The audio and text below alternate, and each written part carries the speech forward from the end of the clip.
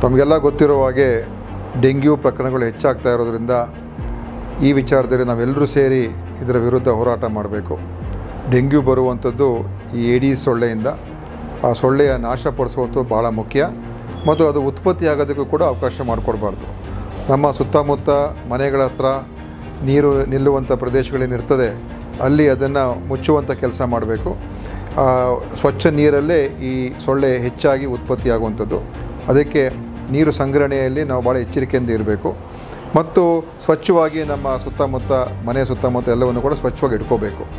ಈ ಡೆಂಗ್ಯೂ ಸೊಳ್ಳೆ ಏನಿದೆ ಇದು ನಾವು ಔಷಧಿಗಳ ಮುಖಾಂತರ ನಮ್ಮ ಆರೋಗ್ಯ ಇಲಾಖೆಯ ಅಧಿಕಾರಿಗಳು ಬರ್ತಾರೆ, ನಮ್ಮ ಆಶಾ ಕಾರ್ಯಕರ್ತರು ಬರ್ತಾರೆ, ಬಂದು ನಿಮ್ಮ ಮನೆಗಳ ಹತ್ರ ಬಂದಾಗ ಅದನ್ನು ನೋಡಿ ಗಮನಿಸಿ ಅವರು ಎಲ್ಲಿ ಅವಶ್ಯಕತೆ ಇದೆ ಅಲ್ಲಿ ಔಷಧಿ ಹಾಕಿ ಆ ಏಡೀಸ್ ಸೊಳ್ಳೆಯನ್ನು ನಾಶಪಡಿಸುವಂಥ ಕೆಲಸ ಮಾಡ್ತಾರೆ.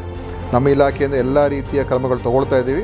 ಆದರೆ ಇದು ನೀವು ಸೇರಿ ಒಟ್ಟಾರೆ ಈ ಒಂದು ವಿಚಾರದಲ್ಲಿ ಹೋರಾಟ ಮಾಡಬೇಕಾಗ್ತದೆ. ಆದ್ದರಿಂದ ತಮ್ಮ ಒಂದು ಸಹಕಾರ ಅತ್ಯಮೂಲ್ಯ.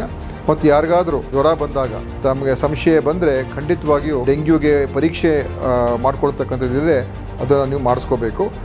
ಈಗಾಗಲೇ ನಾವು ರಾಜ್ಯಾದ್ಯಂತ ಎಲ್ಲ ಆಸ್ಪತ್ರೆಗಳಲ್ಲೂ ಕೂಡ ದರ ನಿಗದಿ ಮಾಡಿದ್ದೇವೆ. ಅದು 300 ರೂಪಾಯಿಗಿಂತ ಹೆಚ್ಚು ಇರಬಾರ್ದು ಅಂತ ಕೂಡ ಹೇಳಿದ್ದೀವಿ. ಆದ್ದರಿಂದ ಖಾಸಗಿ ಆಸ್ಪತ್ರೆ ಆಗಿರ್ಬೋದು, ನಮ್ಮ ಆಸ್ಪತ್ರೆಯಲ್ಲಿ ಉಚಿತ ಇರ್ತದೆ.